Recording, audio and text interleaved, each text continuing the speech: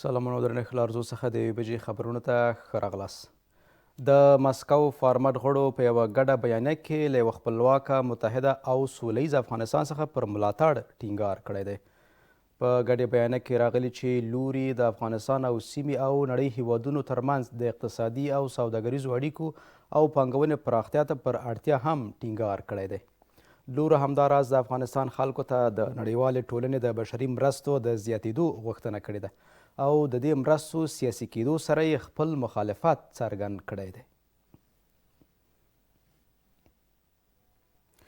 د صنعت او سوداګرۍ وزیر د قزاقستان د وزارت خونو له معینانو سره کتلي دي.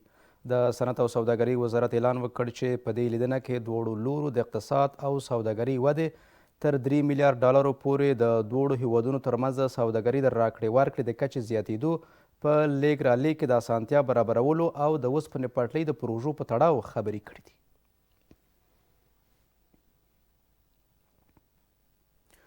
د قطر د سفارت شارج دفیر د اطلاعات و فرهنګ وزیر د کابل او دوحې ترمنځ د فرهنګي اړیکو د پیاوړتیا په مخه خبرې کړې دي.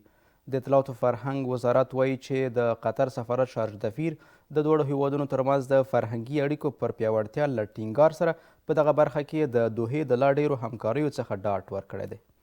شیر احمد حقانی هم د افغانستان او قطر اړیکې له اهمیته بللي او په فرهنګي برخه کې په دوه اړخیزو همکاریو او د اړیکو پر پراختیا هم ټینګار کړی دی.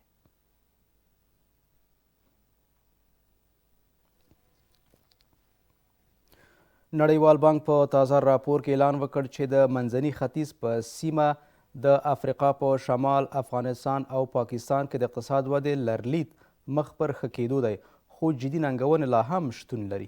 په دغه راپور کې د کار رامنځته کېدل او د سیمې له کاري ځواک څخه بشپړه ګټنه د خلکو د ژوند د کچې لوړولو لپاره اړینه بلل شوې ده. د راپور پر بنسټ تمه کیږي چې د دې سیمو کورني ناخالص تولید په 2015 کال کې 2.8 سلنې او په 2016 کال کې 3.3 سلنې ته ورسیږي.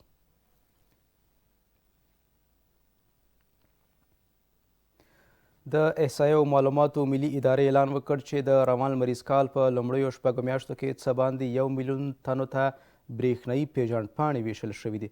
د یادې ادارې په خبره له دې ډلې څه باندې 800,000 پیژندپاڼې سړیانو لپاره او څه باندې 200,000 پیژندپاڼې میرمنو لپاره ویشل شوي دي. ډیری پیژندپاڼې په کابل، هرات، کندهار او ننګرهار ولایتونو کې ویشل شوي دي.